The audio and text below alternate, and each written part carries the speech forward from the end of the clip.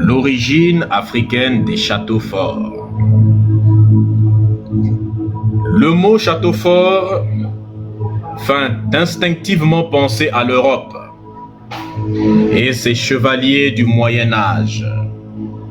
Pourtant, c'est en Afrique que ces constructions sont nées. Et c'est du continent noir qu'elles se sont répandues. Combien d'entre vous savez que c'est en Afrique que le château a été inventé? Aujourd'hui, lorsqu'on entend château, on pense à Marvel, à Disney, je ne sais pas, à ce genre de choses. Le château est intimement associé, n'est-ce pas, dans l'imaginaire collectif, à l'Europe. Mais ce ne sont pas les Européens qui ont inventé les châteaux. Certains Noirs complexés, lorsqu'ils disent que l'Afrique n'a rien inventé, ils le disent parce qu'ils s'extasient devant les inventions, devant les châteaux qu'ils voient en Occident, sans savoir que ce sont ses propres ancêtres africains qui sont à l'origine de ces grandes réalisations. Et qu'à l'époque où ces ancêtres avaient développé le savoir, la connaissance, la force nécessaire pour bâtir ces grands édifices, l'Europe était plongée dans l'obscurité la plus totale du savoir. Les Européens vivaient encore dans des grottes, tels des personnages de l'âge de pierre, alors que la pierre, nous, on construisait déjà avec. Et ce sont ces mêmes personnes qui sont venues apprendre les techniques de construction, le design, tous ces éléments de civilisation chez nous, n'est-ce pas, qui viennent nous donner des leçons. C'est pourquoi il est important de s'armer de connaissances jusqu'aux dents. C'est pourquoi le savoir est extrêmement intéressant. Et pas n'importe quel savoir. Cette déconstruction est importante. Toute l'histoire est racontée par des mythos. L'histoire est un tissu de mensonges. Parce que George Orwell le disait, celui qui contrôle l'histoire contrôlera l'avenir. Celui qui contrôle le passé contrôlera le futur. Celui qui contrôle le récit du passé contrôlera le récit du futur également. Tapotez le live, partagez le live, sécurisez le live, la famille. Hier, le live a été signalé tout comme les autres jours, la famille. Donc, tapotez massivement, sécurisez massivement le live, s'il vous plaît. Afin qu'on ne soit pas pragmatisé. Alors, donc, quand vous voyez château, ça vous fait penser à Walt Disney. Et si jamais tu montrais cette image à quelqu'un, tu lui dis, tu vois ça? À l'origine, ça vient de nos ancêtres. La personne va éclater de rire. Pourtant, c'est la vérité. Alors, au départ, quand un Africain écrit ce genre de sujet, on se moque d'abord de lui. Merci beaucoup, la reine Lilou. Incroyable, la reine. Incroyable. À chaque fois qu'un Africain met un sujet comme quoi c'est l'Afrique qui a inventé telle chose, les gens éclatent de rire et après, leur rire se transforme en larmes. Lorsque tu dis que les Africains ont été en Amérique, ils se mettent à éclater de rire et quand tu finis de donner les preuves, ils sont incapables de venir. Donc, voici ce que je dis. Lorsque j'aurai fini de présenter, j'avais dit ça aussi à quelqu'un une fois que les châteaux ont été inventés en Afrique. C'était même sur ce panel, si vous vous souvenez, il avait ri. Ils étaient nombreux d'ailleurs. Je l'ai dit sur d'autres panels, il y a plusieurs mois, ou plusieurs semaines, je ne me souviens plus. Les gens se sont mis à éclater quand j'ai dit que les châteaux venaient d'Afrique.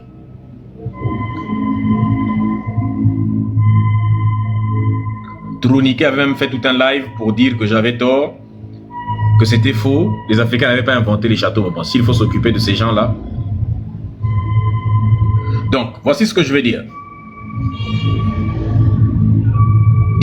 Quand je vais finir de donner les preuves, je mets au défi quiconque de monter sur ce live, de venir me démontrer que l'Afrique n'a pas inventé les châteaux. Voilà. Je mets quiconque au défi de monter après. Parce que c'est toujours la même chose. Quand nous parlons, vous riez et après, vous vous rendez compte que, mais tiens, mais en fait, c'est vous qui n'avez pas de connaissance. Toute vérité est toujours moquée au commencement, n'est-ce pas? Puis après, considérée comme dangereuse. Et après, on considère que c'est évident. Quand un kémite dit que les Africains ont inventé des châteaux, tu commences par rire d'abord, en considérant que c'est vraiment ridicule. Puis après, tu commences à nous accuser. Tu considères après que c'est dangereux. Tu nous accuses de faire de la pseudo-science, de faire de l'obscurantisme, de raconter des mensonges. Et tu trouves que nous sommes dangereux, on devrait nous détruire. Et après, quand tu regardes nos lives où on te montre toutes les vérités, là, tu comprends que tu étais dans la bêtise toi-même depuis le départ et qu'en réalité, nous avons toujours eu raison. Classiquement, on définit un fort, une forteresse ou une fortification comme une haute et épaisse enceinte de pierre armée de piliers et chargée de défendre une communauté ou un lieu de pouvoir. Ces constructions, surtout lorsqu'elles sont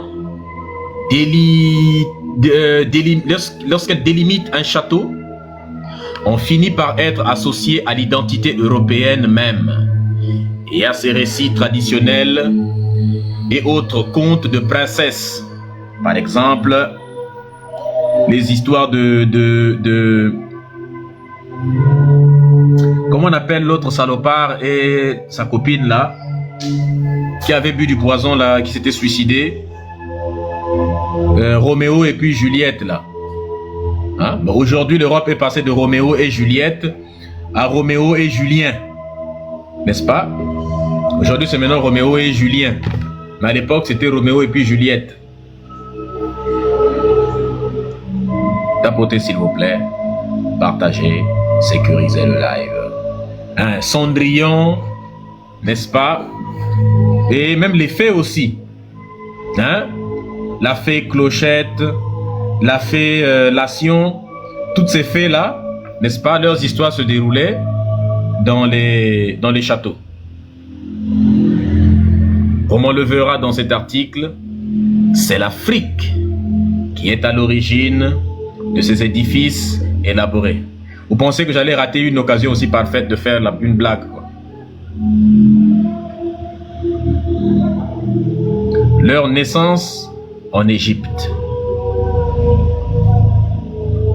Tapotez s'il vous plaît, partagez, sécurisez. Les spécialistes s'accordent sur le fait que c'est l'Égypte pharaonique qui a bâti pour la première fois les fortifications. La plus ancienne daterait de l'époque pré-dynastique, c'est-à-dire avant qu'il y ait des dynasties, c'est-à-dire avant Narmer. C'est-à-dire il y a 6000 ans environ. Les vestiges de Nekem, on sait que l'Égypte antique, c'est pas 6000 ans. Donc 6000 ans, on est d'abord dans le Soudan, avant même que l'Égypte en tant que telle ne commence. C'est à Neken qu'est né le pharaon Nare Mari, c'est-à-dire Narmer, fondateur de l'Égypte unifiée il y a 5300 ans. Quand Narmer conquiert le nord de l'Égypte et le rattache au sud, il fonde la capitale du nord, Mennafouré, c'est-à-dire Memphis. Le vrai nom c'est Mennafouré, ou ils disent Memphis, qu'il maîtrise en la dotant de fortifications pour faire face aux ennemis.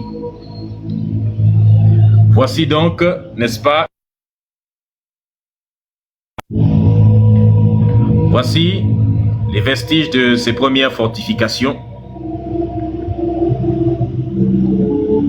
Vestiges d'une fortification à Neken.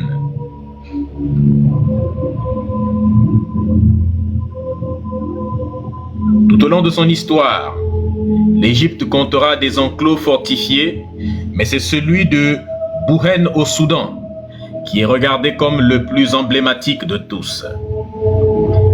L'aménagement du site aurait commencé il y a 5000 ans. Il y a 3900 ans, le pharaon guerrier Kakaure Senwasere, c'est-à-dire Sésostris III, conquiert l'Asie de l'Ouest. En fait, Sésostris et puis Menkhéperre Djéouti-Messou, c'est-à-dire Toutmoses, font partie de ceux qui ont fait étendre le royaume. Donc quand les gens disent que ouais, l'Afrique était faible au point où elle n'a jamais pu conquérir des territoires, non. Sésostris III a conquis des territoires, n'est-ce pas, vers l'Orient. Et Djéouti-Messou a conquis des territoires également. Donc, Kakaure Senwasere conquiert l'Asie de l'Ouest, y compris une partie de l'Arabie, ainsi qu'une partie de l'Europe aux confins de la mer Noire, et pousse ses armées jusqu'au Soudan. Bien que les Égyptiens se savaient d'origine soudanaise, les rapports entre les deux peuples, frères, étaient souvent tendus et belliqueux, ce qui est normal, vu le contexte de l'époque. Senwasere, c'est-à-dire que Sésostris III, va donc faire construire de nombreuses forteresses, dont celle de Bouhen, la plus impressionnante, pour tenir ses frontières et protéger le pays des autres, n'est-ce pas, qui voulaient conquérir son territoire. Bouhen sera utilisé pendant près de 1300 ans. Voici à quoi ressemblait cette forteresse. À cette époque, aucun pays en Europe ne sait construire une maison de façon durable. À cette époque-là, les Européens sont encore dans des grottes.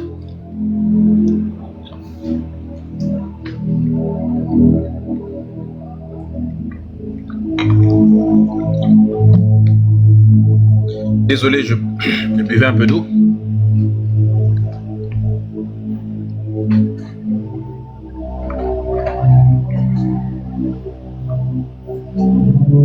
Regardez ce que, il y a 5000 ans, vos ancêtres ont construit.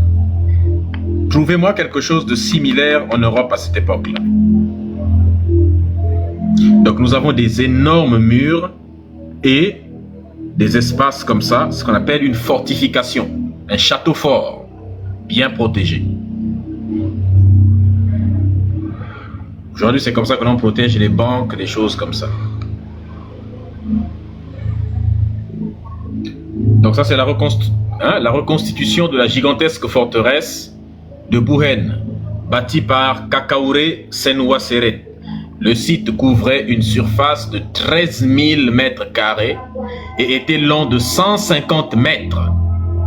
Tous les éléments retrouvés 3000 ans après sur le château fort européen, les douves, n'est-ce pas, meurtrières, des remparts, des portes fortifiées, les ponts-levis, tout ça, ça vient de là, avait déjà été inventé par des Noirs d'Afrique.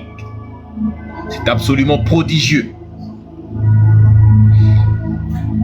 Bouhen, vue de la rivière, la forteresse bâtie par Sésostris III, était adossée au Nil. Alors, rendez-vous bien compte, hein, réussir à bâtir une énorme forteresse avec une maîtrise parfaite de l'eau, c'est-à-dire au bord de l'eau, sans infiltration et tout ça là, c'est incroyable. Tapotez s'il vous plaît la famille, partagez. Voici la photographie, n'est-ce pas, des derniers vestiges de Bouhen avant son inondation par les eaux du barrage du Nil en 1970.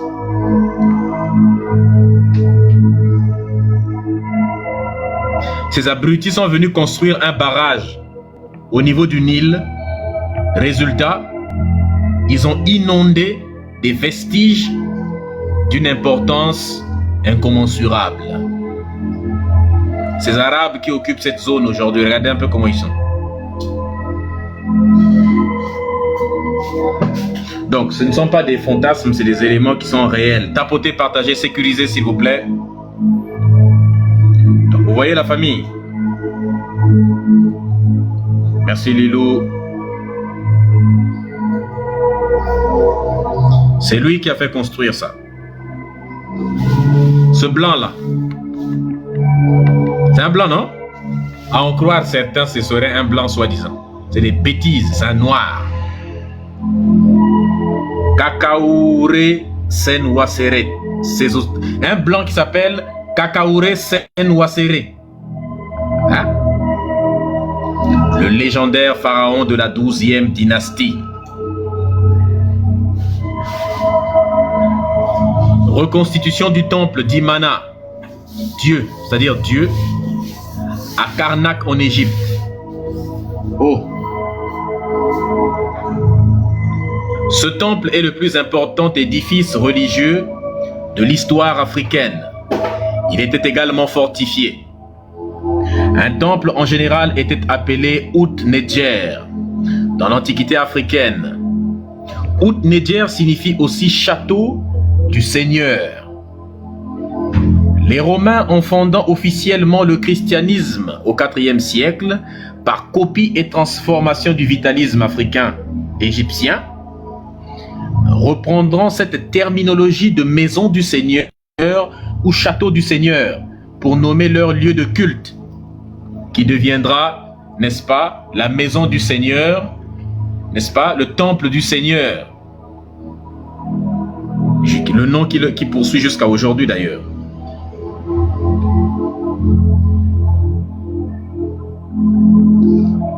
On reconnaît très bien les fortifications, n'est-ce pas? Les murs, là, murs avec des... D'abord, ces remparts, c'est pour tenir déjà des portions du mur, puisqu'un mur ne peut pas continuer à l'infini. Et ça sert aussi des éléments sur lesquels le mur peut se porter.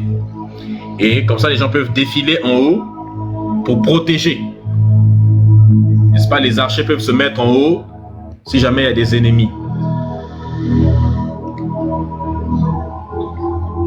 Les Phéniciens, qui sont les premiers peuples noirs du Proche-Orient, ont également abondamment recouru aux fortifications pour défendre leurs États-cités.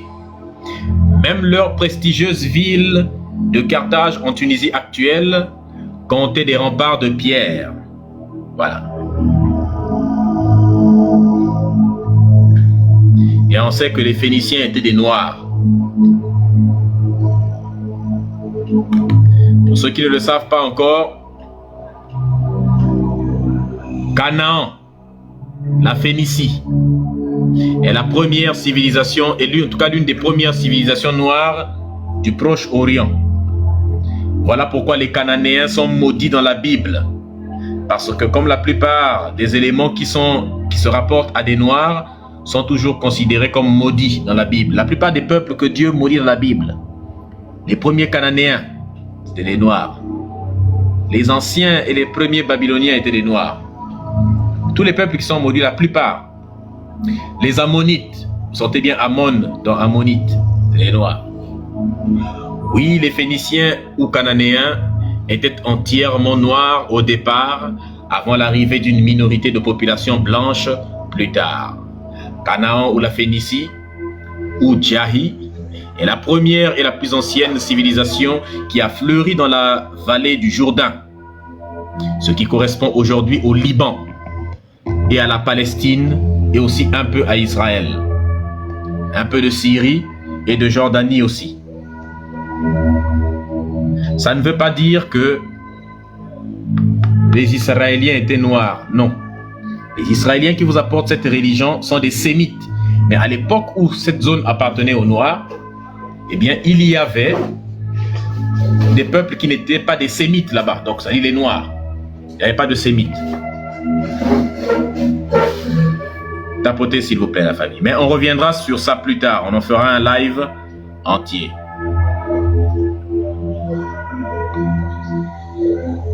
En Éthiopie actuelle, l'ancienne province du Soudan pharaonique, existait le royaume d'Aksum.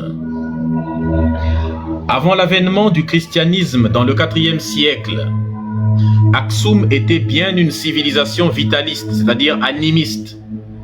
Ce que les gens disent souvent animiste, mais vitaliste. Et de type pharaonique.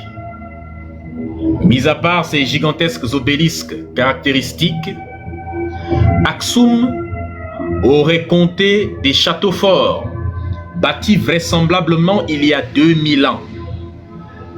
Malgré ces célèbres fortifications, la Chine, quant à elle, n'aura commencé à construire ses défenses qu'à la même époque que l'Éthiopie, ou légèrement avant.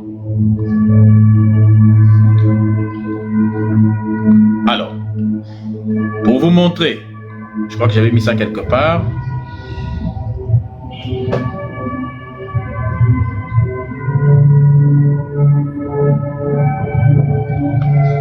Aksum. Voici les vestiges de Aksum. Là, on voit bien des écritures. L'Afrique n'a jamais eu d'écriture, parce que ça, là, c'est ta mère qui écrivait sur ça.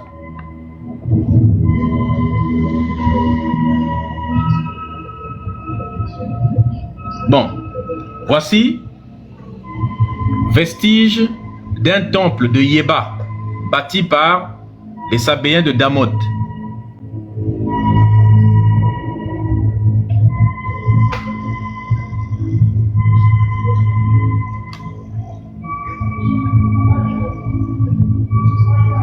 Reconstitution du palais de Dungur.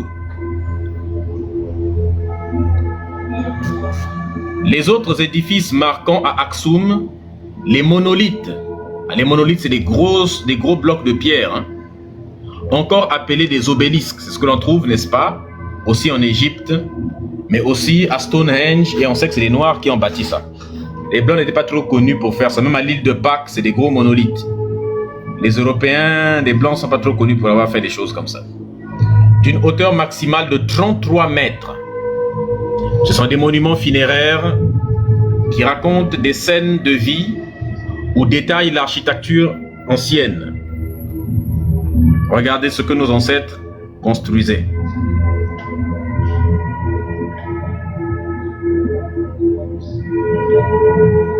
Regardez à quoi ça ressemblait. Reconstitution de...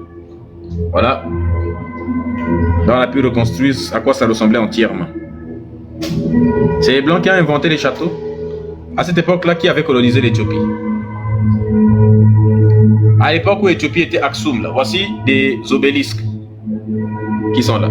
Quand on dit que c'était des civilisations, n'est-ce pas, pharaoniques.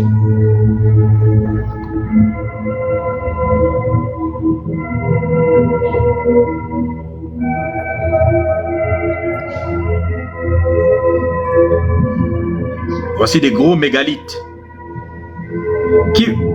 Ça, c'est des Blancs qui sont venus construire ça là-bas?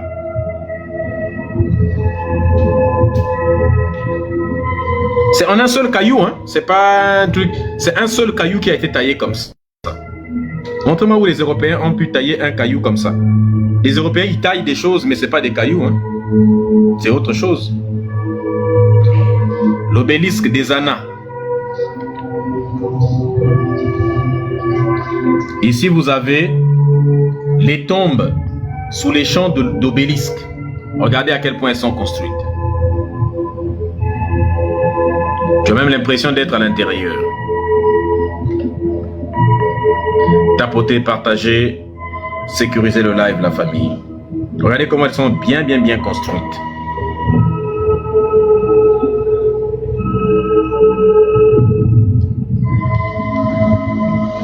Ici, vous avez Matara. Regardez très bien. Là, c'est à Matara, hein, vous voyez, les escaliers.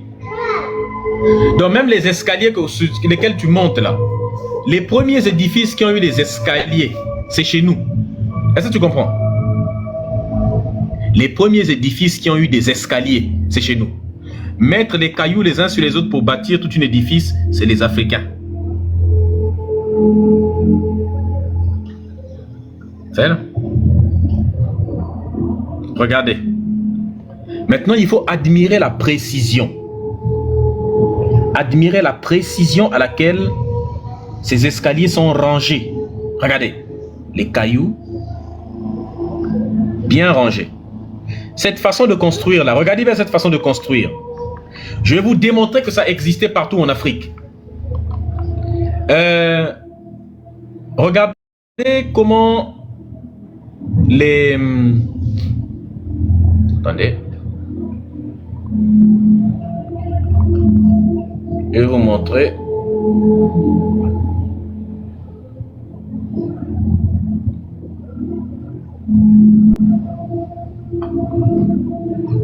Ce qu'on avait vu là, c'était en Égypte, en Éthiopie. Mais regardez dans le reste de l'Afrique. Vous ne voyez pas que les briques sont... Ça, c'est au Ghana. Enfin, l'empire du Ghana, de Ouagadougou, chez les Soninké. Ça, c'est l'actuel, avant qu'il ne soit islamisé, hein, avant que l'islam n'arrive chez les Soninké. Ça, c'est quand ils étaient encore des Kamites véritables. Tapotez, s'il vous plaît, la famille. Vous voyez là?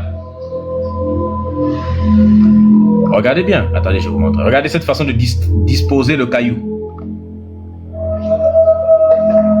Hein? Les vestiges qui se trouvent dans l'actuelle Mauritanie, là.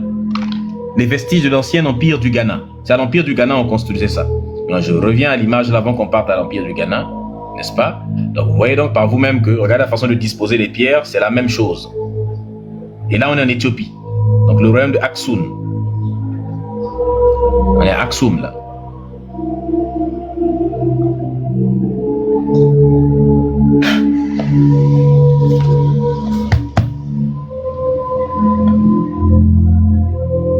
Ezana est l'introduction du christianisme en Éthiopie.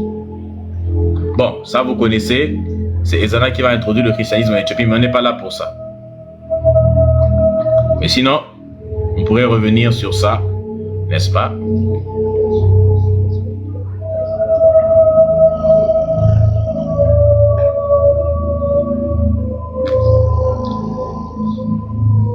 Les pièces de monnaie avec Ménélique.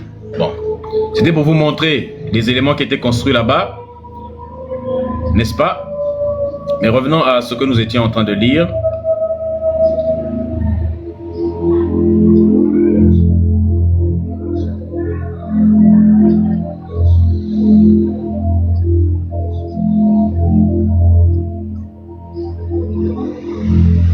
Ouais, c'était quoi qu'on lisait déjà là? Attendez.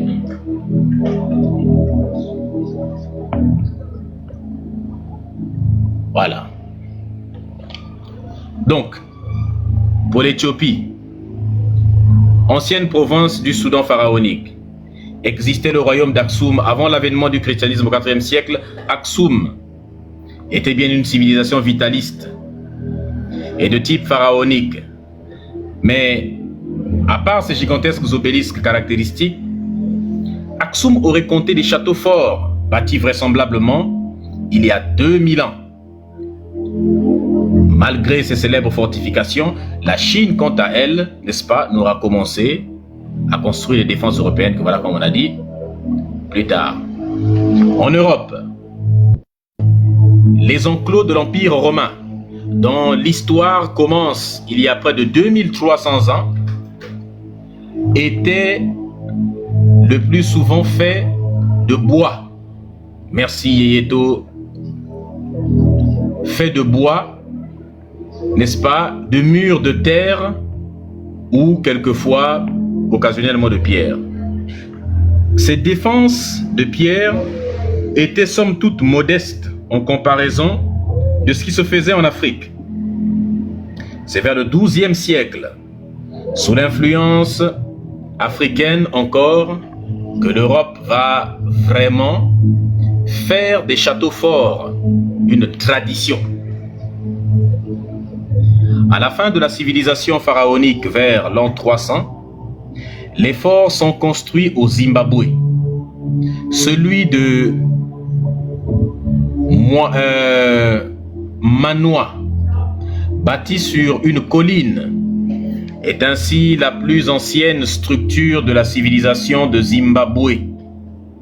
Mais le plus impressionnant est la cité fortifiée de Djado, au Niger, laissée à l'abandon et totalement inconnue des Africains en général. Les vestiges évoquent une ville ancienne élaborée. Si l'on suit les données de l'UNESCO, on déduit qu'elle aurait été bâtie il y a 1500 ans et 2500 ans. Tapotez le live s'il vous plaît. Partagez le live. Sécurisez le live.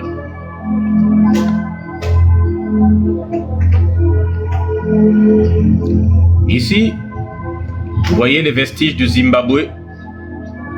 On voit ce château fort là.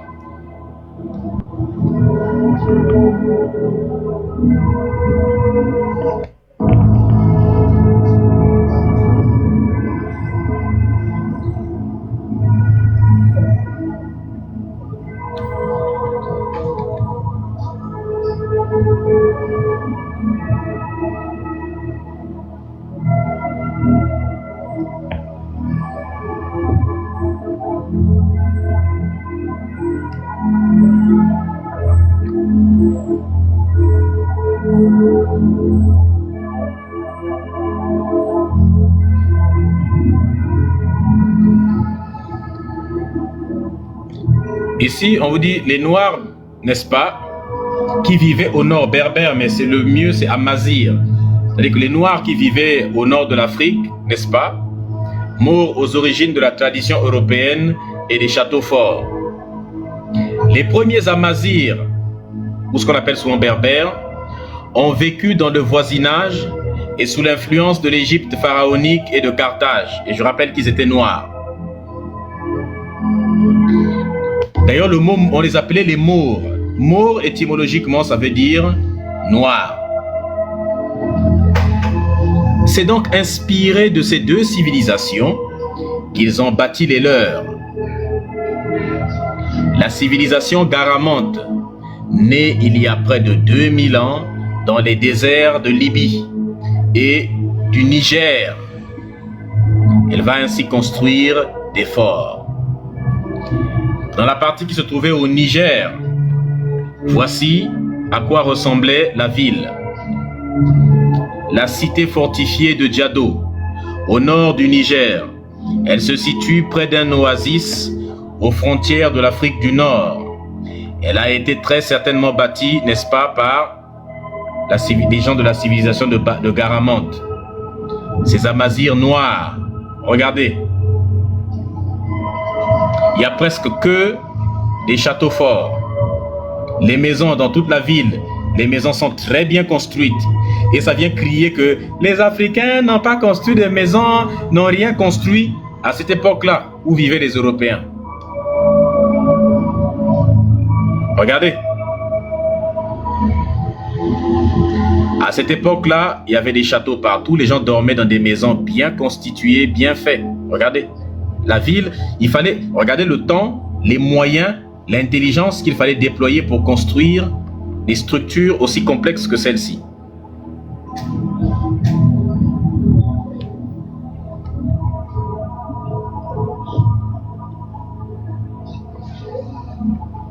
Et devinez lesquels ont tout détruit pour que leurs enfants, qui sont aliénés, qui ne connaissent rien, viennent nous dire aujourd'hui que nous n'avons rien inventé.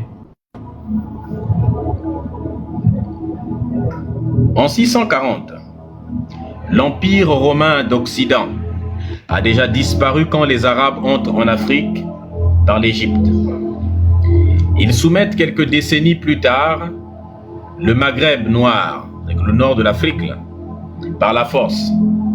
Dans la poussée de cet impérialisme musulman, n'est-ce pas, donc certains, les Berbères, n'est-ce pas, du Maghreb, dits les Maures ou les Sarrasins, prennent l'Espagne en 711, ainsi que le Portugal, la Sicile et le sud de la France. L'Europe étant retombée dans un état semi-barbare, ce sont les Noirs et les Arabes qui vont initier la Renaissance. C'est toute l'expérience africaine dans la construction des forts qui va déferler sur l'Europe au Moyen Âge. Le premier est bâti sur les Africains à Gibraltar, près de 711. Les Maures vont redécouvrir leur nouveau territoire et les défenses sophistiquées. C'est 2 siècles plus tard que la France, en réponse à ces invasions et aux attaques scandinaves, entreprend d'en construire également. Donc la France n'avait aucun château fort à l'époque. Au XIIe siècle, les Européens multiplient les édifices et leur donnent la valeur qu'elles auront dans leur histoire médiévale, Moyen-Âge médiéval.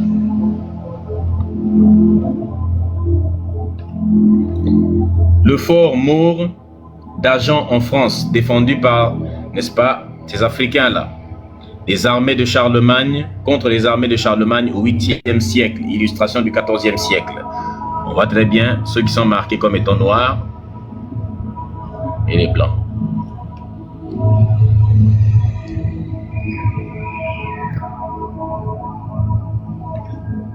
Regardez la couleur de peau de ceux qui se battent contre ceux-là.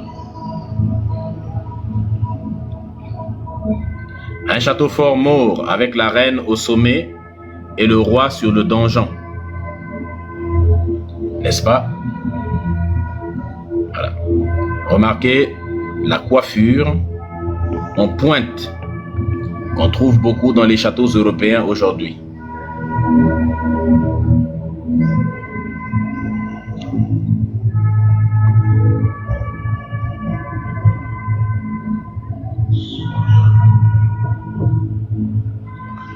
Les châteaux forts Maure en Espagne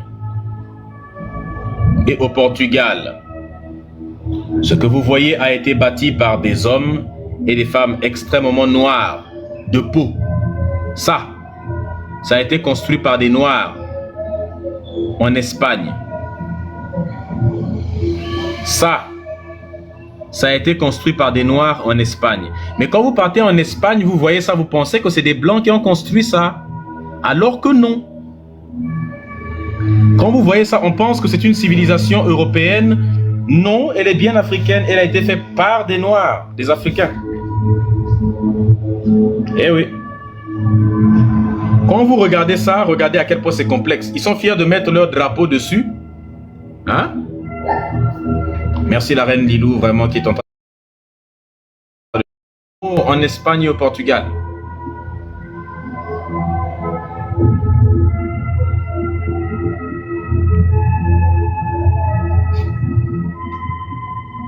Plus tard, toujours en Afrique,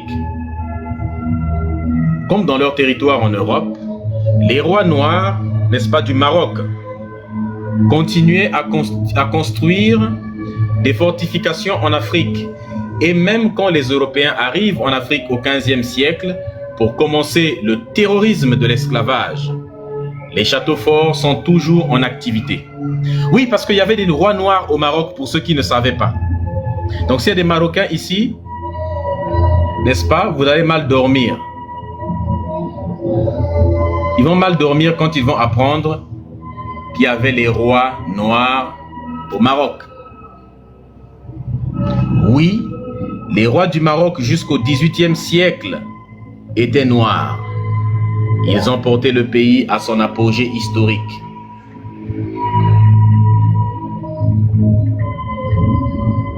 Et on en fera un live entier si vous voulez, mais je peux vous en montrer un.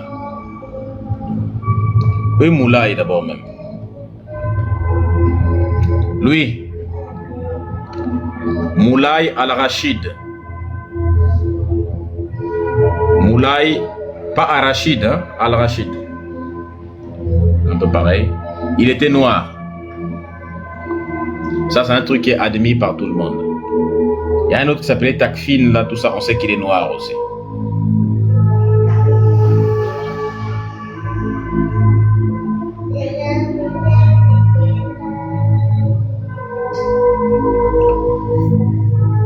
Donc, l'historien français du XVIIe siècle, Nicolas Sanson d'Abbeville, se basant sur les témoignages, dit que Camille au Zimbabwe,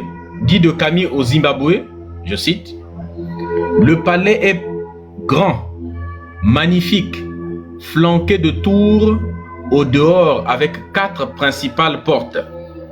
Le Hollandais Olfer Draper, il renchérit en disant ceci: on y entre par 4 grands portaux, les portails quoi. où les gardes de l'empereur font tour à tour la sentinelle. Les dehors sont fortifiés de tours. Au XVIIIe siècle, les Éthiopiens construisent encore des châteaux forts, comme celui de Gondar au nord du pays. Les Tata, forts de Sikasso au Mali, et les forts Aoussa au Nigeria seront les derniers forts en activité en Afrique. Ils disparaîtront après les invasions coloniales, mettant ainsi fin à une tradition architecturale noire qui aurait duré près de 6000 ans.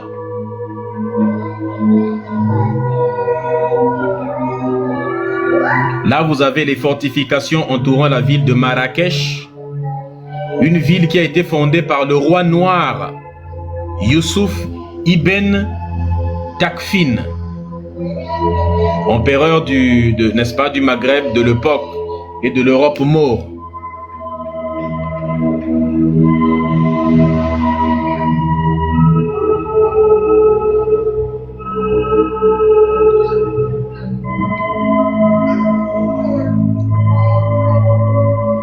Ici, vous avez les ruines de Kami, empire du Monomotapa, au Zimbabwe.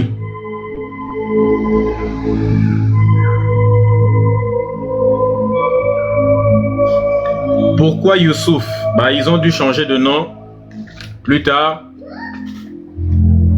sous l'influence et l'arrivée de l'autre là,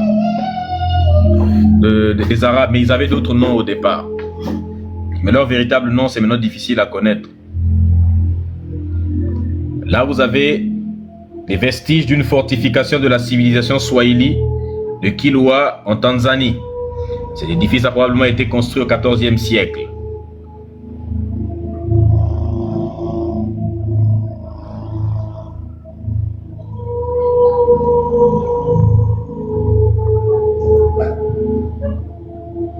Ici, vous avez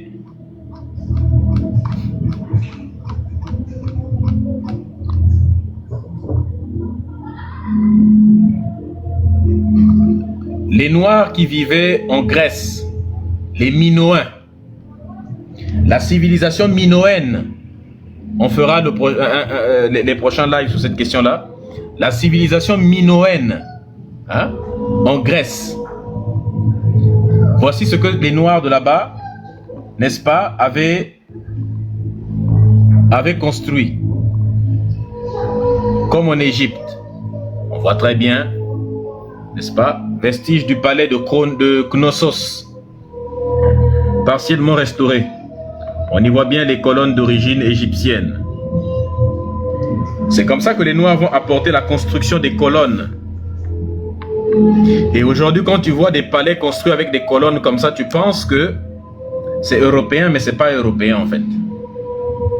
Regardez ce que les Noirs des premiers civilisateurs de la Grèce avaient construit.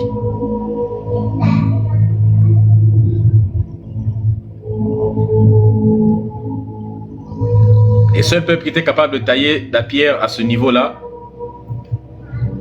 c'était les Noirs. Mais on fera un live spécial sur la civilisation minoenne plus tard. Tapotez s'il vous plaît, partagez le live, sécurisez le live s'il vous plaît.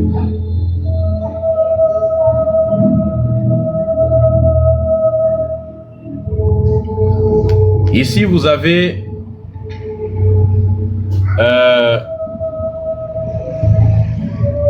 l'ancien Bénin. Le Bénin de l'époque. Regardez les architectures qu'on a trouvées. Le Dahomey, vue intérieure du palais de Béhanzin à Dahomey.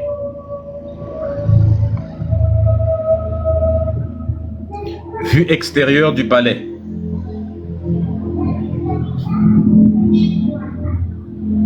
L'intérieur là c'est bâti en dur.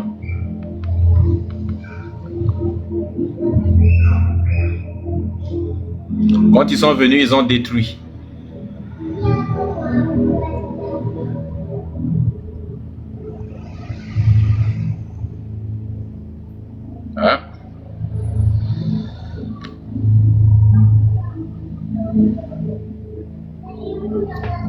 Là, vous avez des gens qui sont dans leur tradition,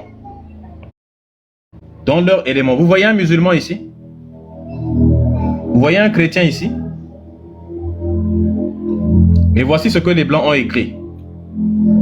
Afrique occidentale française, AOF. C'est une photo qui a été prise AOF. Dahomey. Abomey. Ah, c'était à Abomey. Hein? Fétichisme royal dans la cour. Voilà comment ils vont appeler ça du fétichisme.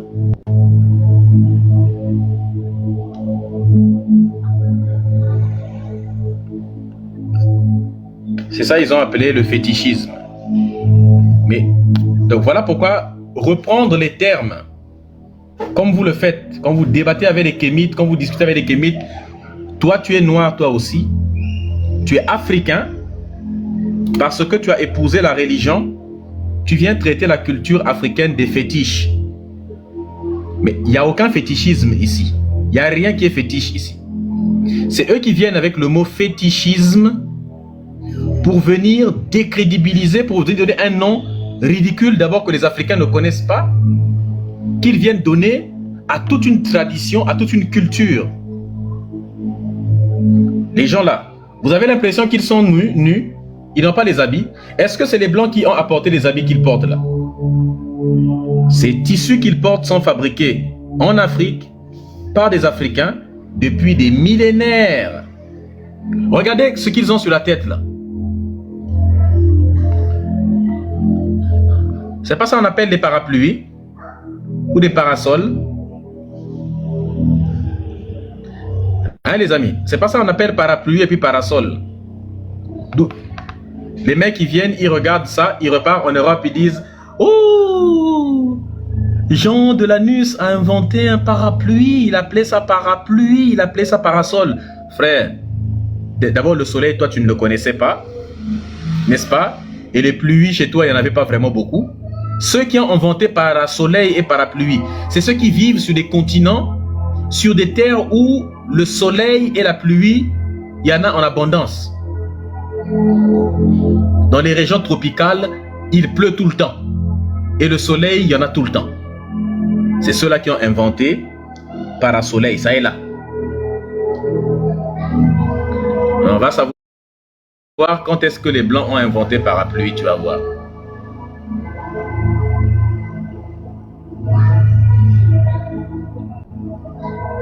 Attends, je vais te montrer.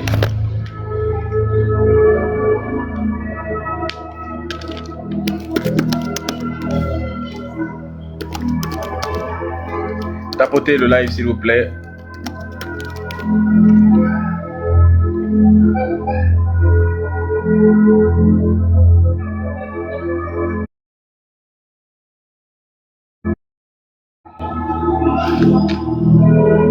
Maintenant, si tu demandes quand a été inventé le parapluie, il ne va pas te dire que c'est en Afrique. Est-ce que vous voyez? Le concept d'une protection articulée, comme le soleil et la pluie, blablabla, ils vont partir. Cependant, le parapluie moderne, pliant avec le mât, les branches, ainsi de suite, a été inventé par Jean Marius en 1705.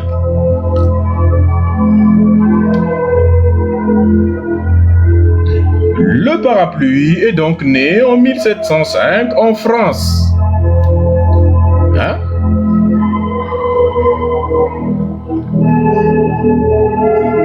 Ils disent que c'est une histoire millénaire, mais ils disent que c'est apparu en 1705. Mais de 1705 jusqu'à aujourd'hui, ça fait pas un millénaire, ça fait pas 1000 ans.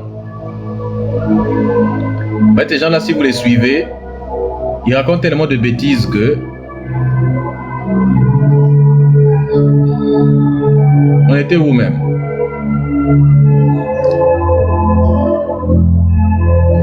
Comme vous le voyez par vous-même. Les Africains ne sont pas nus sur cette photo. Ils sont habillés. Et les tissus qu'ils portent sont fabriqués en Afrique. Jusqu'à aujourd'hui, il y a des techniques pour fabriquer traditionnellement les tissus. Donc, quiconque vous dit, quand on dit, on était sur un live d'une sœur là, et il y a une fille là, hein, il y avait deux filles, bon une, Elle est idiote, ça au moins on sait, n'est-ce pas? Et elle rêve du Bangala de Médusa. Donc ça me calomnie partout, mais c'est une petite fille encore, enfin petite, je veux dire, elle connaît déjà comment enlever son caleçon pour aller au Mougou. Elle n'est pas mineure, mais elle est encore jeune, à cet âge-là déjà, bon, elle veut le Bangala déjà, n'est-ce pas? Et pour ça, elle veut attirer l'attention de Médusa, mais pas de la bonne des manières, en m'insultant. L'autre maintenant, elle a l'air un peu givrée. L'autre, elle n'est pas impolie, mais elle a l'air un peu timbrée.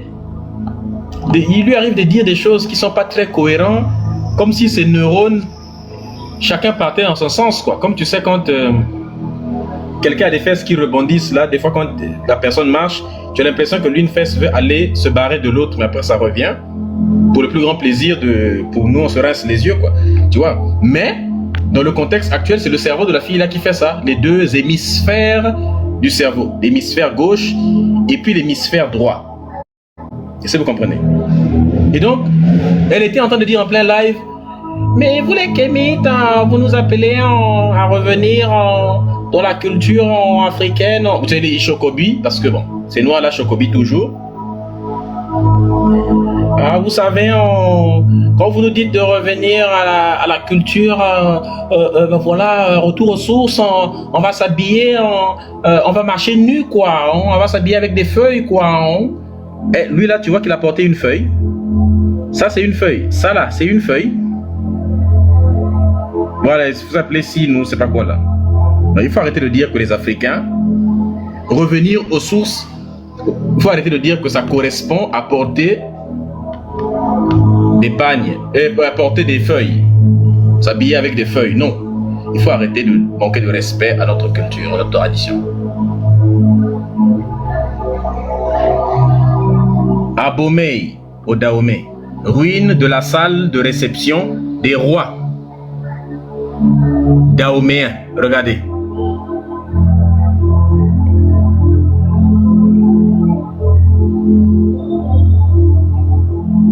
Salle de réception. Regardez comment c'était balèze.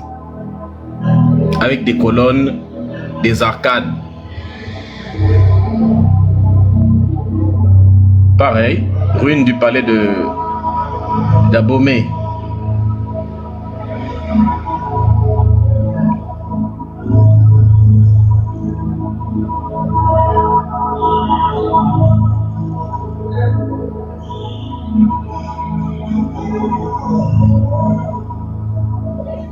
Ça, c'est des ruines. Hein?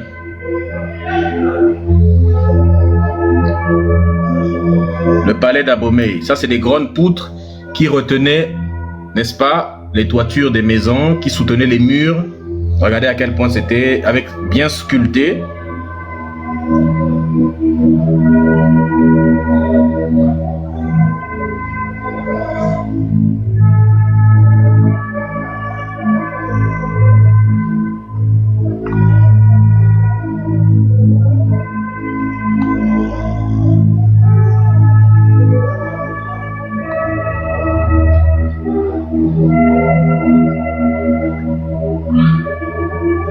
Ça, c'est le royaume du Bouganda.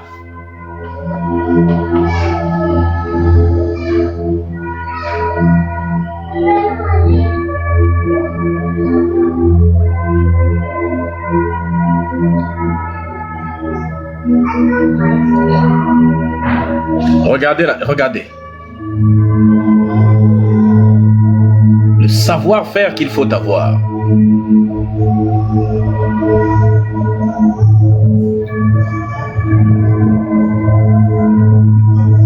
Et ça, on fera même un live, je crois, spécial à propos de ça. Quoi d'autre je peux vous montrer là?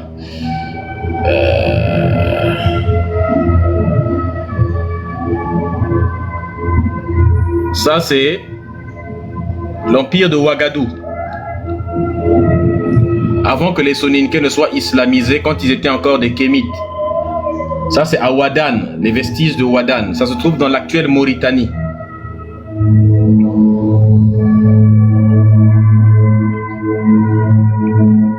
Regardez par vous-même. C'est pas un château, ça? Quand on parle de ce genre de construction, les gens pensent que c'est les Européens qui ont apporté ça. Et si l'Africain construit un truc comme ça, il va dire il a construit selon le style européen. J'attends que quelqu'un vienne me dire ça d'abord même.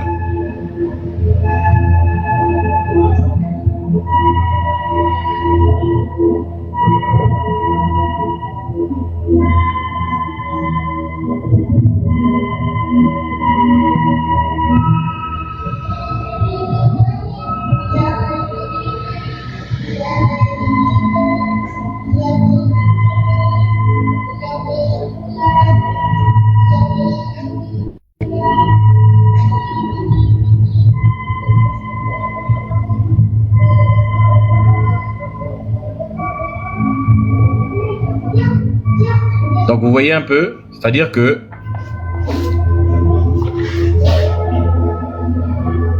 même les motifs là, quand ces gens-là viennent, même des motifs tels que ce que vous venez de voir, ils les copient. Vous verrez demain, après-demain, ils vont aller chez Louis Vuitton, ils vont vous créer un habit avec les motifs comme ça. Ça ressemble un peu à la structure de la pyramide du Louvre là. Les mecs qui partent créer la structure de la pyramide du Louvre avec un truc comme ça, ils disent waouh, ça demandait. Attendez, je vais vous montrer la pyramide du Louvre.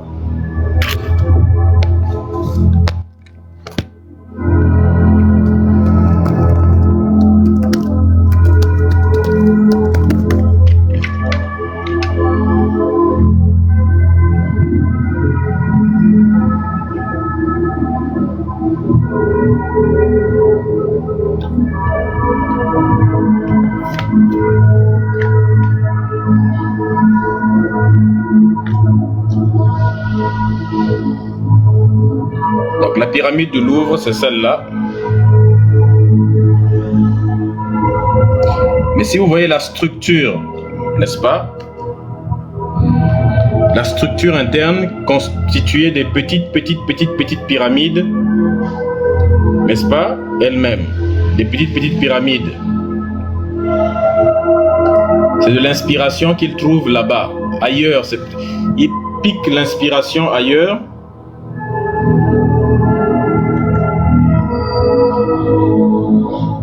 Tu vois un peu, c'est le même principe. C'est le même principe que les royaumes anciens utilisaient. Ces gens-là, ils viennent, ils analysent, ils regardent.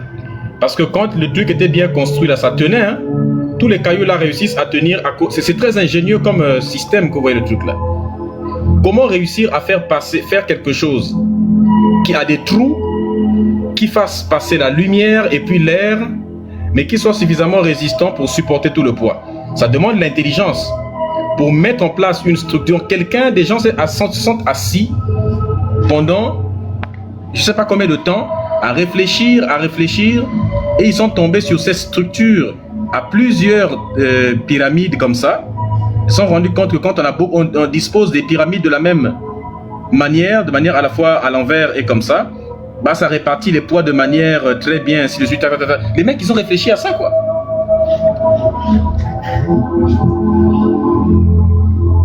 N'est-ce pas?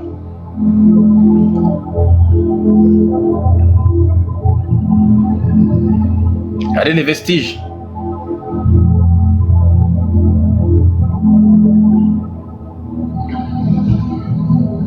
Là, on voit le ciment, hein, bien fait. Je parle pas de ça, ça c'est pour faire tenir la structure pour pas qu'elle parte. Mais je parle des parties là. Les jointures là. C'est comme ça que l'on construit, non? Donc les Africains, avant l'arrivée des Européens depuis l'Empire du Ghana, savaient construire en créant l'ancêtre du ciment. Donc vous voyez où ils ont appris à faire ça? L'ancêtre du ciment. Hein? Comment ils ont fait pour faire coller les cailloux là ensemble? On voit bien qu'entre les joints, il y a du ciment. Donc les Africains savaient déjà qu'en réduisant des cailloux en pierre et en mélangeant avec du sable, n'est-ce pas, on pouvait créer une forme de colle assez stable, n'est-ce pas, pour construire des maisons, pour faire joindre d'une brique avec une autre. C'est ça. Vraiment, quand tu connais l'histoire, vraiment le complexe quitte directement. Ça est là. Et c'est encore solidement arrimé au sol, les fondations. Ils mettaient des fondations, ainsi de suite. Quand tu connais ton histoire, le complexe, ça c'est une maison. Depuis l'époque de l'empire de Ouagadougou. Quand tu connais ton histoire, le complexe saute. Les maisons en étage, comment les gens montaient ici là? Comment ils montaient en haut? Enfin, monter en haut. On ne peut pas dire monter en haut, descendre en bas. Je veux dire, comment ils faisaient pour monter? Ou bien pour venir en haut là? Il y avait, c'est l'ancien empire du Ghana. Ils montaient comment? C'est-à-dire qu'ils avaient réussi à créer une maison en étage avec des escaliers et tout ça. Donc, il n'y avait pas de blancs à cette époque-là. Ils n'étaient pas encore entrés en contact avec les blancs. C'était l'ancien empire du Ghana. L'empire de Ouagadougou, on appelle ça. Quand on connaît son histoire, ça dit que le complexe d'infériorité sort directement. Ça s'est même remplacé par l'inverse même. Tu te dis, mais attends, c'est incroyable. On devrait enseigner ce genre de choses à l'école. Mais quand les gens sortent de l'école, ils sont encore plus cons que quand ils y étaient rentrés et leur complexe d'infériorité est encore plus balèze qu'avant qu'ils n'y entrent. Parce qu'on ne leur a rien enseigné de positif là-bas. Regardez. Des colonnes, des poutres solidement arrimées, n'est-ce pas, pour construire une architecture en haut, hein, pour accueillir une toiture ou des planches pour que les gens marchent en haut.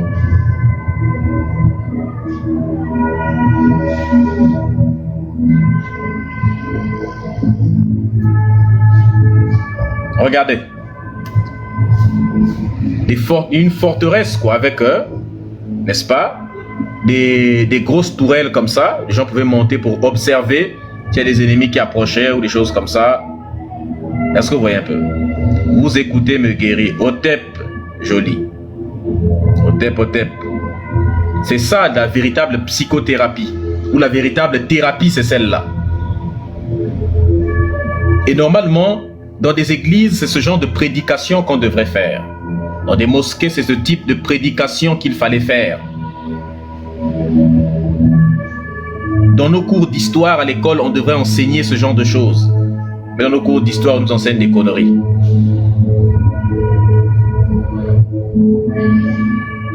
C'est ça les mots qui soignent du complexe d'infériorité, les mots qui soignent de l'ignorance, les mots qui guérissent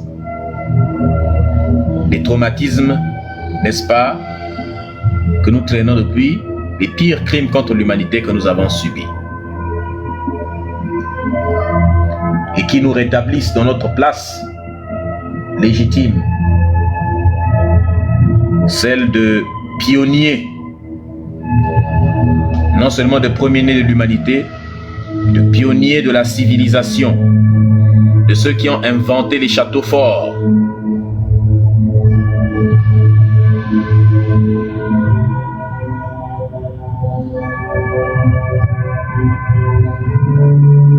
Et tout ça, c'était avant l'islamisation. Puisque après tout ça, la troisième étape fut l'islamisation des élites et par conséquent la rupture avec la transmission millénaire du pouvoir. N'est-ce pas?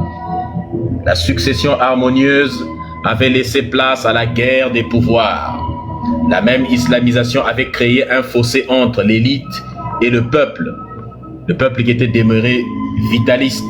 L'islamisation forcée du peuple fut un échec et celui-ci commença à fuir le pays. Le pouvoir affaibli perdit la mine d'or de Wangara, diminuant considérablement sa richesse. C'est un empire à l'agonie, en proie aux négriers arabo-musulmans, qui fut conquis par Soundiata Keïta en 1240, qui fonda l'empire le plus puissant de l'époque, impérial et le plus riche.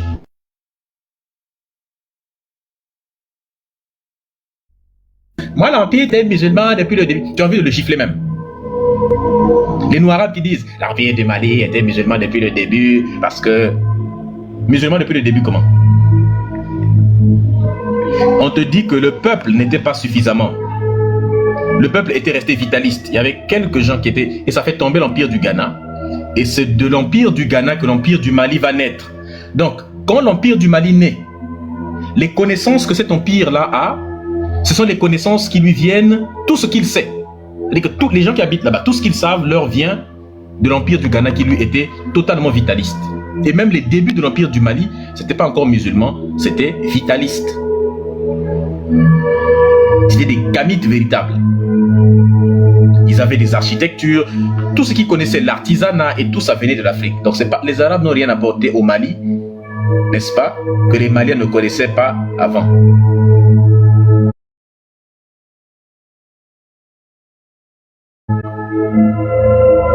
Donc que ces civilisations ne connaissaient pas avant, on va dire de manière générale. Est-ce que vous comprenez? Donc, leurs histoires de châteaux et compagnie, ça on verra ça plus tard. Leurs histoires de châteaux, tout ça là, ça viendra bien plus tard, la famille. Même en Italie, ceux qui vont construire, n'est-ce pas, les premières bâtisses, les amphores de ce genre, ce sont ces peuples-là qu'on appelle les Étrusques. Mais on fera un live spécial sur les Étrusques. Ils disent que lui là, il était blanc. Les Étrusques, les premiers habitants de l'Italie disent que c'était les blancs. Ça, c'est les lèvres de blanc, ça, c'est le nez des blancs, ça, c'est les lèvres de blanc. Voilà comment les Étrusques se sont représentés eux-mêmes. Mais ils disent qu'elle, elle était blanche. Qu'est-ce que vous voulez qu'on dise? Il paraît que c'est un blanc. Ils m'ont dit, mais la peinture noire. Oh mais non, mais la peinture noire, c'est seulement une peinture qu'ils ont décidé comme ça. Ils auraient pu mettre la peinture violet, hein? D'accord. Mais les lèvres, oh vous savez, les lèvres, bon vous savez, il faut pas tout voir sous le prisme des lèvres aussi, n'est-ce pas? Et le nez, bah, vous savez, tout ce qui concerne le nez, tout ça. Toi, tu n'es pas fou, toi. Bon, maintenant la forme. Oh mais vous savez, on peut toujours trouver si on cherche d'une certaine manière parce que c'est monté, c'est descendu et tout ça. Bon, d'accord. Mais le fait qu'ils mettaient les gens dans les sarcophages et dans des tombes qui ressemblent comme à l'Égypte, oh mais vous savez c'est une coïncidence, vous savez les coïncidences historiques, oh, d'accord. Voilà. Donc, n'est-ce pas, mais tout ça on verra ça, n'est-ce pas, plus tard. Mais retenez que les premiers à avoir construit ça, c'était les Étrusques. Cette architecture qu'on attribue souvent à l'Empire romain, en fait, l'Empire romain lui-même est venu trouver ça là-bas par des Noirs qui vivaient là-bas. On appelle ça l'architecture étrusque. Et cette architecture-là, les Étrusques, vu qu'ils étaient d'origine africaine, ils ramenaient ça de ce qu'ils avaient connu à Kouch, au Soudan, et en Égypte de manière générale. D'où ils ont importé la momification, ainsi de suite. Et ils ont apporté aussi cette architecture qu'on retrouve au Soudan. N'est-ce pas? Et comme au temple de Karnak, ainsi de suite en Égypte. Et c'est cette architecture que vous voyez là souvent.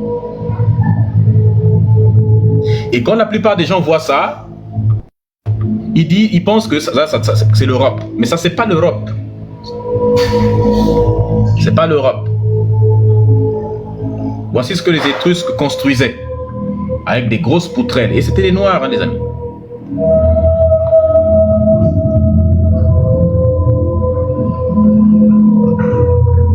Ça ressemble un peu au temple du Soudan. Et en parlant du Soudan en question,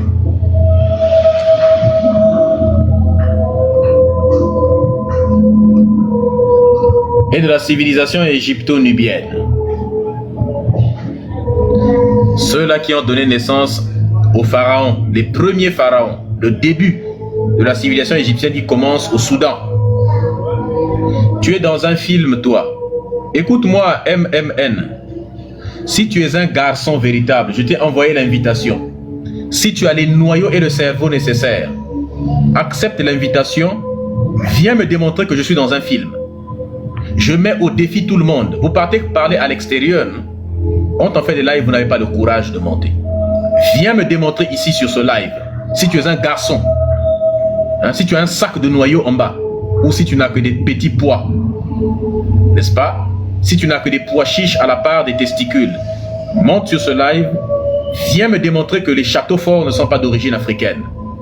Parce que quand vous me trouvez sur les autres lives où vous avez l'habitude de faire la pagaille, vous m'insultez, vous vous excitez dans tous les sens, hein? N'est-ce pas? Vous me coupez la parole. Ah, voilà, Médusa, on te connaît. Il faut venir monter, non, s'il vous plaît. Quand on vous trouve ailleurs, vous êtes excité là sur d'autres lives. Maintenant, quand on fait des lives, vous ne montez pas. Les mêmes personnes, ils vont me voir sur un autre live, ils vont dire c'est faux, les châteaux forts ne sont pas construits en Afrique. D'accord, mais quand je fais le live, pourquoi tu ne montes pas? Là, je t'ai envoyé l'invitation. Tu as disparu complètement. Même dans les commentaires, on ne te voit plus te pavaner maintenant. Venez me défier. Comme vous êtes fort. Si c'est pour aller dire que non, nous sommes des obscurantistes, ainsi de suite. Oui, mais ils disent que même c'est eux qui ont tout inventé. Même les châteaux, ils disent que c'est eux. Oui, mais pourquoi tu ne montes pas sur leur live au moment où ils disent que les châteaux ont été inventés en Afrique? Tu es là-bas, pourquoi tu ne montes pas pour aller leur dire qu'ils ont tort? Il a la caméra allumée. Il peut tout te montrer comme preuve. Pourquoi tu ne montes pas là-bas pour aller lui dire qu'il a tort? Comme ça, il va démontrer ça. Pourquoi tu attends quand il n'est pas là et tu commences à parler? Et quand il vient, tu commences à l'insulter, à chier partout comme un oiseau. Là, je vois aucune demande. Donc, je mets au défi quiconque de venir me montrer que j'ai tort.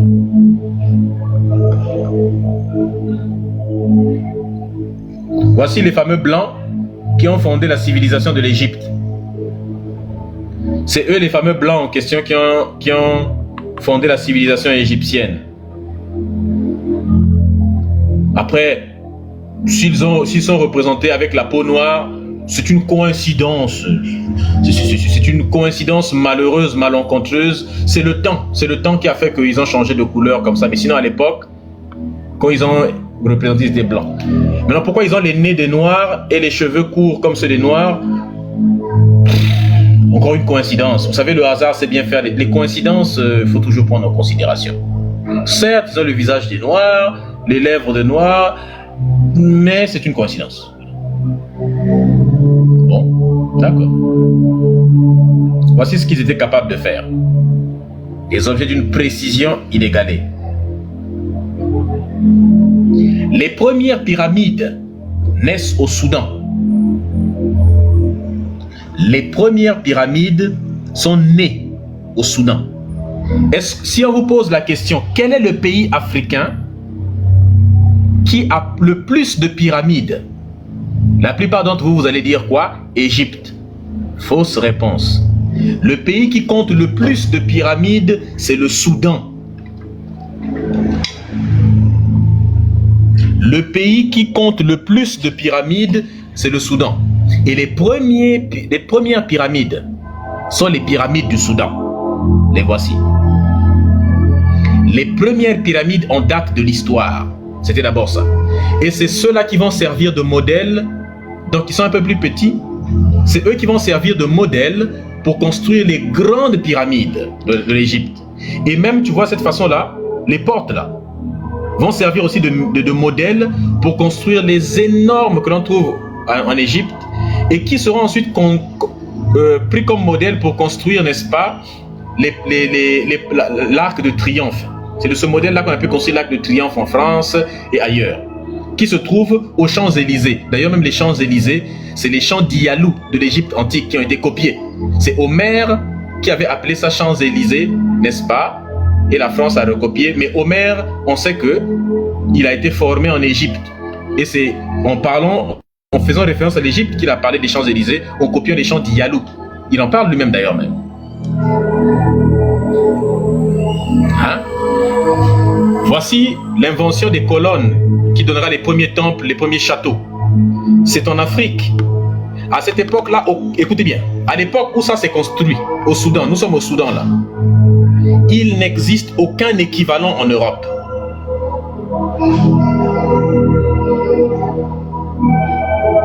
Aucun pays européen n'est capable de construire des colonnes de ce genre-là. Mais au Soudan, nous on construit déjà ça. Donc le premier blanc qui vient me dire que ouais, vous n'avez rien inventé en Afrique, tout ça là, je l'attends.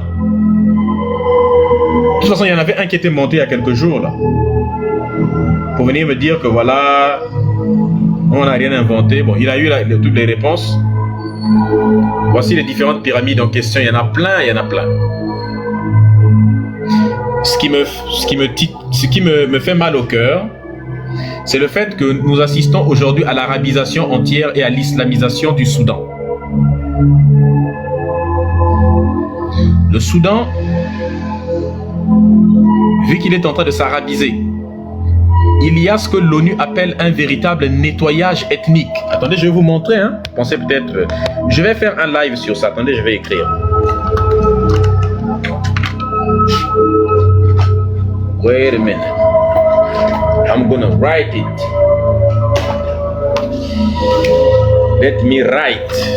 Nettoyage ethnique Soudan.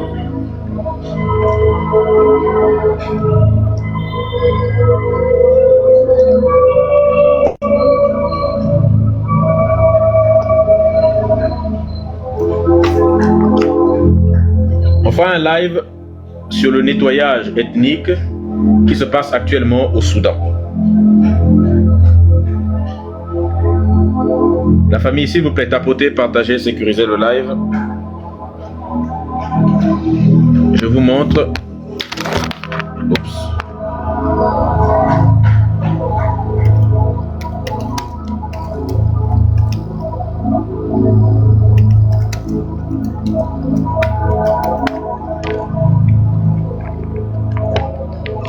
Alors, c'est pas moi qui dis, Ça, c'est l'ONU. Donc, France 24, Soudan, nettoyage ethnique du Darfour. Selon l'ONG HRN, Soudan, nettoyage ethnique, Human Rights Watch. Donc, tous les médias, la BBC en parle, ainsi de suite, bref, tous les médias. Il y a un véritable nettoyage ethnique qui se passe là-bas. Ça y est là, Soudan, nettoyage ethnique. Un génocide a été commis au Darfour. Le conflit soudanais prend des tournures plus dangereuses. En gros, nettoyage ethnique, quoi. Voilà, des attaques. Voilà. Et c'est quand on parle de nettoyage ethnique, c'est les Arabes qui nettoient ethniquement les Noirs.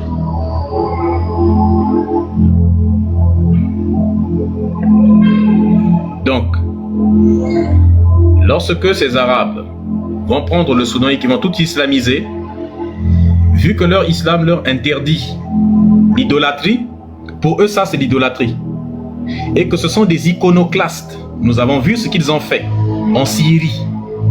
Lorsqu'ils ont pris le pouvoir en Syrie, ils ont détruit tous les vestiges qu'ils ont trouvés. Ils ont tout cassé. Je vous parie qu'il arrivera la même chose aussi au Soudan. Lorsque le Soudan sera pris, tous les vestiges que nous connaissons au Soudan vont être détruits. Et dans le but, c'est d'effacer, de prendre pour prétexte, n'est-ce pas? Ils vont nettoyer ethniquement, ils vont faire du Soudan un pays arabe. Je rappelle que le Soudan était déjà l'un des plus grands pays d'Afrique. Il a été divisé entre Soudan du Nord et Soudan du Sud pour mieux arabiser d'abord tout le Nord, puis ensuite récupérer et arabiser le Sud. Parce que c'est une stratégie qui consiste d'abord à morceler encore l'Afrique. Vous vous rendrez compte que la tendance aujourd'hui, c'est de soutenir la division des États africains. Les pays africains qui sont un peu gros là, il faut les diviser. Parce que plus un pays est gros, plus il devient puissant. Nous savons que pour être puissant, il y a des préalables quand même. Le territoire, un grand territoire, une grande démographie, et comme c'est en Afrique naturellement des grandes ressources, c'est ce qu'il faut pour avoir un véritable concurrent demain. Donc à l'allure où était le Soudan, c'est ça. C'est pour ça qu'ils veulent diviser la RDC. Ils veulent que tout l'est de la RDC, n'est-ce pas, constitue un pays en entier, qui fera une fédération avec les Rwandais, ainsi de suite, que ce soit un pays qui sera très riche, mais sous le contrôle de ces gens-là. Parce que la RDC est trop balèze comme pays, c'est pas bien. Il y a trop de population, plus de 100 millions d'habitants, c'est pas bien pour eux. C'est bien pour nous les Africains, mais pour eux c'est pas bien. C'est trop gros, il y a trop de population et il y a trop de minerais. C'est le genre de pays qui, quand ça se développe, c'est fini, c'est pour toujours. La Chine est un pays qui est gros, ou grand si vous voulez, avec de grandes ressources et une grande démographie. Voilà ce qu'elle est devenue aujourd'hui. Donc ils ne veulent plus prendre le risque de voir. L'Inde est un pays grand, avec des ressources et avec une grande population. Elle a été pauvre pendant longtemps. Mais la finalité, c'est quoi? Avec ces trois caractéristiques, on finit par réussir. Tout ce qui nous manque, c'est d'être maintenant... On a déjà toutes les caractéristiques. Mais ce qui a fait que l'Inde se développe, c'est qu'ils sont centrés vers eux-mêmes, dans leurs histoires d'hindouisme, leur passé, leur culture. Ils ne sont pas trop aliénés. Les Chinois sont dans leur truc. Mais nous, on est dans le christianisme, dans l'islam, dans les trucs d'ailleurs. Dans l'aliénation la plus totale, dans la négation de notre propre culture, de notre propre identité culturelle.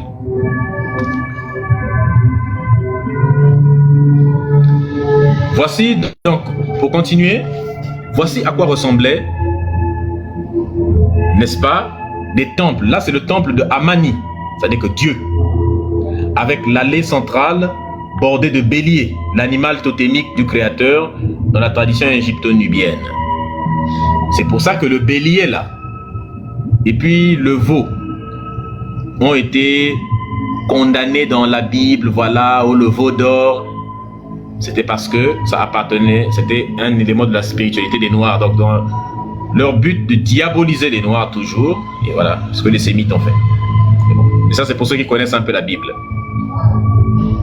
Je ne sais pas si toutes les choses que je dis vous comprenez, parce qu'il y a des choses qui a des références, on ne peut pas trop développer longtemps. Ça aussi, par exemple, on pourrait longtemps développer sur ça, comment la Bible a diabolisé tous les peuples noirs, et le Coran d'ailleurs, hein, comment la plupart des peuples cités là-bas sont souvent des peuples noirs, n'est-ce pas, et qui sont souvent diabolisés. Ici, regardez à quel point c'est beau. Mettez-vous dans le contexte de l'époque, cette allée est bordée de cailloux, c'est très joli, avec des béliers et du feu, n'est-ce pas, avec des torches de feu. C'était majestueux, les amis. Trouvez-moi un équivalent en Europe. Les gens qui construisaient des temples comme ça, donc c'est pas des petits châteaux qu'ils vont pas construire. Et à cette époque-là, l'Europe n'en avait pas. Gna gna gna, l'Afrique n'a pas d'écriture, les Africains n'ont pas d'écriture. D'ailleurs, vous les Européens, vous n'avez pas d'écriture. L'alphabet européen ne vient pas de l'Europe. C'est les Phéniciens qui le leur ont donné, et les Phéniciens eux-mêmes ont eu ça de l'Égypte antique. Et là, vous voyez, ça c'est l'écriture méroïtique. N'est-ce pas? Une écriture qui a été récemment déchiffrée, mais la langue méroïtique, déchiffrée mais pas en totalité. On ne connaît pas encore très bien déchiffrer ça, on va dire. Mais la langue méroïtique, on ne la connaît pas encore aujourd'hui. On n'a pas encore pu la rétablir. Donc, les Africains avaient une langue et une écriture. Quand on n'avait pas d'écriture. Non, c'est pas du démotique, c'est l'écriture méroïtique. Écriture méroïtique. Les Africains avaient beaucoup d'écriture. Donc, à part les démotiques, le hiératique, donc voilà, démotique, hiératique, il y avait le méroïtique. Tu vois, non? Méroïtique. Tapotez, s'il vous plaît, la famille. N'est-ce pas? Au passage, on peut admirer les bijoux que portaient les Kandake, ces reines noires. Alors, le nom Médusa, en fait, ça appartenait à c'est cette reine-là qui s'appelait Kandake à Marinema, n'est-ce pas?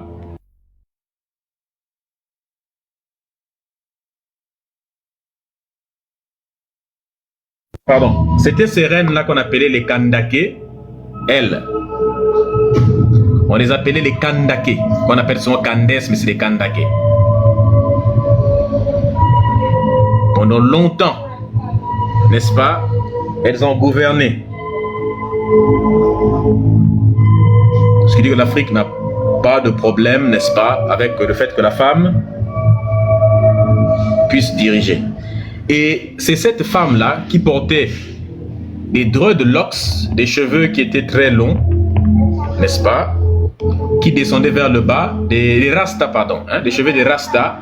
C'est cette femme-là qui, lorsqu'elle va goumer proprement les Romains, trouvez un peu, lorsqu'elle va goumer les Romains, va bien les botter, eh bien,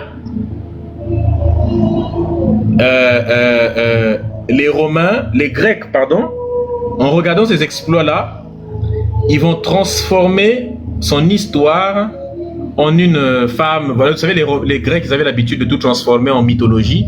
Donc, ils vont inventer. Les mythologies grecques, en général, sont d'origine africaine. Même les divinités grecques, les dieux grecs sont des copies des dieux égyptiens. Et donc, c'est cette reine Kandake qui sera décrite en tant que Médusa, hein? En tant que Médusa, avec des serpents sur la tête. Mais en fait, ce n'est pas des serpents. Les gens là, quand ils regardaient les dreux de Lox, ils pensaient que c'est des serpents, mais en fait, ce n'est pas des serpents. Donc, quelque part, même si je n'avais pas pris ce nom-là intentionnellement, mais quand tu regardes, quand tu fouilles très loin, tu vois que porter ce nom aussi quelque part, c'est une façon de rendre hommage, pourquoi pas, à cette grande femme qui fait partie de mes ancêtres. Là, c'est ce que les gens disent, non? Donc, la figure de Médusa dans la mythologie romaine, grecque, pardon, en fait, est un plagiat simplement de ce qu'était la déesse Kandake, la reine Kandake. Donc, c'était elle. Donc, c'est une façon de la rendre également hommage. Voilà, puisse sa mémoire toujours rester parmi nous. N'est-ce pas, cette grande femme qui fait partie de mes ancêtres et dont je suis fier, bien évidemment. Tapotez le live, partagez le live, sécurisez le live, s'il vous plaît. Donc, nous qui creusions sous la pierre pour construire des temples, là c'est le temple de Abu Simbel. Regardez les colonnes qu'on faisait en Afrique, n'est-ce pas? Le temple de Sébi construit par Imhotep Ankh-Iten, c'est-à-dire Akhenaton. Et quand vous voyez en Europe, les Européens construisent des tours avec des jolies bricoles en haut là, c'est en Afrique qu'ils ont eu ça. Merci Lilou. Les amis, s'il vous plaît, sécurisez le live. Est-ce que vous voyez un peu? Les bricoles là, les décorations là, c'est là-bas. Je vais commencer à de plus en plus poster des vidéos, n'est-ce pas, de ces genres de choses là, en Égypte et ailleurs. Regardez ici. Ça, c'est le temple d'Imhotep Hekawaset, c'est-à-dire Amenhotep III, au nord du royaume de Kouch, c'est-à-dire du Soudan. On voit bien les colonnes qui ont ensuite été récupérées. Ça, c'est des colonnes qui soutenaient une autre, une toiture en haut, une charpente, ainsi de suite, ou d'autres prolongements du truc. Est-ce que vous voyez? Les fameux trucs dont je vous ai parlé, voilà, les pyramides du Soudan, ainsi de suite, n'est-ce pas? Voilà, les pyramides de Nouri, près de Napata. Et voici le temple d'Amani, n'est-ce pas, au Soudan. À quoi ça ressemblait si on veut le colorier? Parce que les temples que vous voyez en Égypte, là, il y avait des couleurs. La peinture, évidemment, s'était fritée avec le temps. Mais tous ces trucs-là avaient des couleurs. C'était souvent colorié. Parce que la peinture aussi. Bah, évidemment. On savait faire de la peinture, ainsi de suite. Donc voilà à quoi ça ressemblait. Tout était coloré. Les temples là, c'était coloré à l'époque. C'était joli, c'était beau à voir. Du rouge, du vert. C'est-à-dire que les Africains aimaient bien la couleur, ce qui était coloré depuis l'époque. Est-ce que vous voyez un peu? On retrouve du vert, on retrouve du rouge, n'est-ce pas? Donc cette affaire de vert et puis de rouge là, que les Africains affectionnent tant là, ça vient de loin. Si vous comprenez, cette affaire de vert et puis de rouge là, ça date de loin. C'est une histoire d'amour avec ces couleurs que nous avons depuis longtemps. Un autre temple à Kawa, au Soudan. Voilà, détruit évidemment, mais vous voyez, les vestiges restent toujours. Maintenant, regardez ceci. La gigantesque construction de Taharqa, le pharaon qui a eu le règne le plus long. Et ça, c'est au Soudan. Regardez. Regardez-moi la taille du mec qui est en bas. Regardez-lui là avec son gros ventre. Regardez sa taille. Combien de types comme ça il faudrait superposer, n'est-ce pas, jusqu'à atteindre cet énorme bangala en pierre? Est-ce que vous voyez un peu? Combien de types là, lui? Combien il faut superposer pour... Maintenant, comment des êtres de l'époque, sans machine, sans aucune machine moderne, c'est-à-dire qu'ils avaient des choses qu'on ne... Il y a des connaissances que nous ne connaissons pas encore, les amis. Ça, c'est presque la taille. Presque, si on ajoute encore un peu, ça peut atteindre la taille de mon Bangala. Mais c'est un peu... Mais on est presque à peu près dans les dimensions. Presque un peu. Tu vois un peu. Lui, là. Combien de mecs comme... Non, imagine la façon il est petit lui-même. Bon, imagine son Bangala, c'est même à un niveau, tu vois, non, on peut même pas voir. Lui, déjà, il fait la taille, là. Et ça, c'est notre puissance qu'on représentait comme ça. Bon, je plaisante, évidemment. Mais c'est des colonnes de l'autre. Mais si ça se trouve aussi, peut-être que c'était pas loin de ça, on sait jamais. Bon, regarde le mur, là. Un mur d'une telle hauteur. Regarde la taille du mec qui est ici. Combien... Mais regarde l'idée que la statue qui est là. Qui fait à peu près la moitié. Qui ne fait même pas la moitié, on va dire même de cette colonne. Regarde. Regardez la taille des personnes par rapport à l'immensité de la chose. Regarde la taille de la personne. Ça, c'est mes ancêtres qui ont fait ça. Ce sont mes ancêtres. Si je ne suis pas fier, je ne comprends pas, quoi. Comment un Africain peut... Comment un Noir, de manière générale, peut ne pas être fier de sa culture, de sa tradition, de ce que ses ancêtres ont légué, de ce qu'ils étaient. Et regarde ce qu'ils ont pu... Toi, aujourd'hui, tu peux même pas construire un truc comme ça, là. Tu peux... Bon, non, tu peux pas le faire. On a regardé la vérité. On te donne une truelle, même un mur comme ça, là, tu ne peux pas. Parce que d'ailleurs, c'est fait en cailloux. C'est même pas fait avec des briques, des choses comme ça. Est-ce que toi, tu peux tailler la pierre jusque-là? Maintenant, toi, tu vis, tu copies les autres, hein, les autres civilisations, tu commences à tailler des choses, mais c'est pas la pierre que tu tailles. Tes ancêtres, eux, ils taillaient la pierre. Toi, tu tailles des trucs qui ne sont même pas de la pierre. Tu vois, non? Et ça, c'est pas bien. Il faut revenir aux fondamentaux. Donc, quand on dit revenir à la source, là, c'est ça.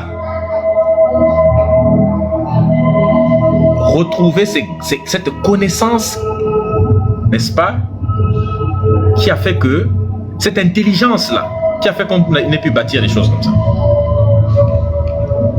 C'est ça la source. Pas vos trucs que vous racontez. À chaque fois que je regarde ça, je suis toujours impressionné. Même quand j'y étais, j'étais impressionné quand je regardais en haut. Je me dis, mais c'est dingue. Les amis, il faut y être, vraiment. Quand vous y êtes, vous vous dites, mais il y a un frisson qui te prend, tu te dis, mais une forme de fierté mélangée d'une colère quand tu regardes ces descendants d'Arabes se promener tout autour là, faire comme si c'était eux, comme si c'était leurs ancêtres qui avaient bâti ça, n'est-ce pas? Quand tu les vois se balader tout autour, et toi donc, cette fierté de voir que c'est ses ancêtres qui l'ont fait, et cette colère de voir ces couillons là tout autour, qui sont venus et qui font comme si c'était à eux. On est au Soudan, hein? C'est le Soudan même, mais c'est un pays qui est en train de s'arabiser. Certains Arabes commencent déjà à dire que ouais, il y avait des Arabes au Soudan depuis la nuit des temps. Tu es fou. Le mot Soudan même, ça veut dire pays des Noirs étymologiquement. Mais il y a déjà des Arabes qui commencent à dire que ouais, il y avait déjà des Arabes au Soudan depuis des temps immémoriaux. C'est comme ça ils viennent. Quand ils s'emparent d'un territoire, ils commencent par dire que par changer l'histoire. Ils commencent par chercher la légitimité dans l'histoire. Hein? Les Arabes de l'Égypte, là, on sait quand est-ce qu'ils ont pénétré l'Égypte. Mais certains commencent à penser qu'ils sont descendants des pharaons. C'est comme ça qu'ils modifient l'histoire. Les Maghrébins ne vous disent-ils pas qu'ils sont autochtones du Maghreb alors que c'est faux? Du nord de l'Afrique alors que c'est... Il n'y a pas plus faux que ça. Voyez-vous? Tapotez le live s'il vous plaît. Partagez le live. Sécurisez le live s'il vous plaît. Ainsi donc, les châteaux forts, n'est-ce pas, sont... Tapotez le live s'il vous plaît la famille. Partagez le live, sécurité.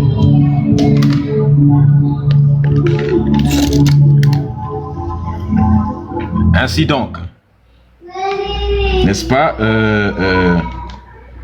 les châteaux forts sont d'origine africaine. Ce sont mes ancêtres qui